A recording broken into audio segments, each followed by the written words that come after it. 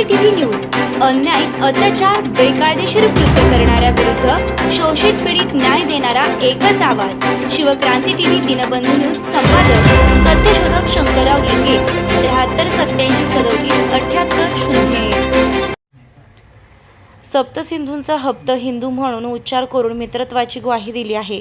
या सिंधू संस्कृतीचे टोटेम नाग असल्याने त्यांना नागवंशीय म्हणूनही ओळखले गेले.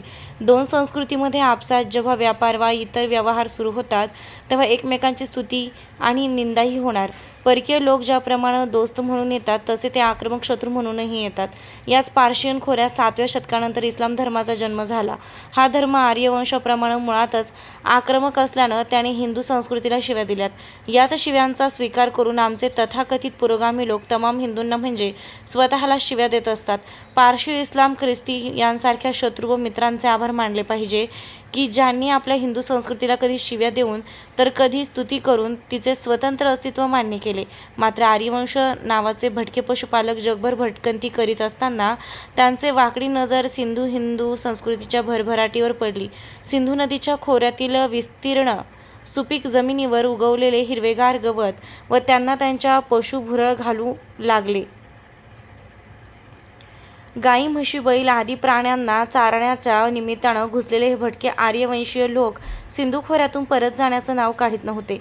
सिंधू हिंदू संस्कृती संपन्नता त्यांच्या डोळ्यात खूपत होती. आर्यभट्ट हे पाळीव प्राण्यांचं मांस खाऊनच जगत असल्यानं त्यांचे विचार व प्रवृत्ती प्राणी वजा माणूस अशीच होती. म्हणजे दिसायला माणूस परंतु बुद्धी मात्र जंगली प्राण्यांसारखी दुष्ट. ही कुटुंब आजही जशीच्या तशीच त्यांच्या मेंदूत कार्यरत आहेत. मुस्लिम, ख्रिस्ती आक्रमकांनी सिंधू हिंदू संस्कृतीचं अस्तित्व स्वतंत्रपणे मान्य केलं. शक, हूण, कुशाण यांसारखे परकीय आक्रमक दुधात साखर विरघळते तसे ते हिंदू संस्कृतीत एकमय होऊन गेलेत. परंतु आर्यवंशीय आक्रमकांनी सिंधू संस्कृती नष्टच करण्याचा घाट घातला. सुरुवातीला बळीवंशाच्या विरोधातील अनेक युद्धांनंतर त्यांनी सहअस्तित्वाचं नाटक सुरू केलं. या काळात जुनी ब्राह्मण व क्षत्र ही द्वैवर्णिक मातृवंशसत्ताक संस्कृती या नव्यानं उदयास येत असलेली पुरोगामी त्रैवर्णिक पितृसत्ताक संस्कृती यात निकराचा संघर्ष सुरू झालेला होता. दुर्गा व महिषासुरातील युद्ध या संघर्षानेच प्रतीक आहे. या युद्धात दुर्गा मातेनं मैदान जिंकलं असलं तरी सामाजिक, आर्थिक व सांस्कृतिक युद्ध मात्र ती हरली. कारण काळाचा प्रवाह हा उत्पादन संसाधनांचा विकासाशी समांतरपणे वाहत असतो. स्त्री सत्ताक व मातृवंशसत्ताक गणराज्य समाज व्यवस्थेत स्त्रिया हाताने शेती करत होत्या. स्पिय नावाच्या अणकुचीदार काठीने साधन हातात धरून जमीन खोदण्याचं व त्यात बी पेरण्याचं काम त्या काळात स्त्रियाच करीत होत्या.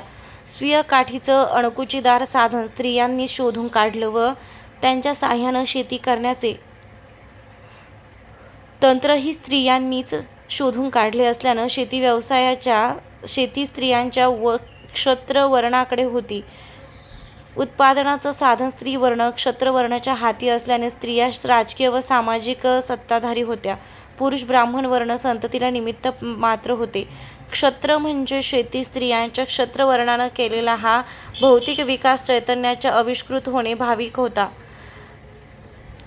स्त्रियांच्या चैतन्यशील आविष्कारातून महान तांत्रिकी श्रुतीने जन्म घेतला. जगातील हा पहिला महान ग्रंथ होता ज्यात तत्कालीन विकासाचे टप्पे, नव्यानं निर्माण झालेले कायदे व शेतीचे तंत्राचे जादूमंत्र समाविष्ट झाले. स्त्री सत्ताक व मातृसत्ताक समाज व्यवस्थेत स्त्रिया हाताच्या साह्यानं शेती करीत होत्या. त्यामुळे शेतीचं उत्पादन मर्यादित होतं. शेतातले अन्नधान्य संपले की पशुपक्ष्यांच्या शिकारीवर अन्नजीविका करावी लागत असे. शिकारीचं कारण मुख्यतः पुरुषच करीत असे. समाजातील अर्थव्यवस्था कुंठित झाली की त्यासोबत समाजव्यवस्था ही जठर बनते. अशा संक्रमण काळात क्रांतीची बीजे असतात. जुनी कालबाह्य